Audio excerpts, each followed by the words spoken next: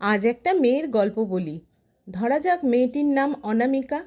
ছোট থেকেই অনামিকা ছিল ভীষণ রোগা।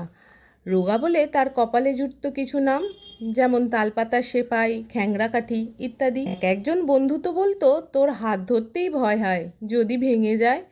অনামিকা কিন্তু চেষ্টা করতো মোটা হবার। তার জন্যে সে প্রচুর খাবার খেত, কিন্তু খাবার যে তার কোথায় যেত কে জানে। কিছুতেই চেহারা পরিবর্তন করতে পারে না। কোনো জামা কাপড়ই যেন মানায় না।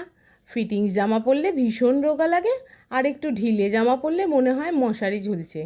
আর শাড়ি পরলে তো বলতেই হবে না। তার যেন নিজেকে বড় অদ্ভুত লাগে। মনে হতো একটু যদি চেহারা হতো, তবে তাকে দেখতে কতই না সুন্দর হতো। সে রোগা হওয়া নিয়ে এতই মনমরা থাকতো যে সে ভুলেই যেত সে সাঁতারে চ্যাম্পিয়ন বা খুব ভালো ভলিবল প্লেয়ার। আসলে নেগেটিভ এনার্জি পজিটিভ এনার্জিকে হারিয়ে দেয়, তাই না?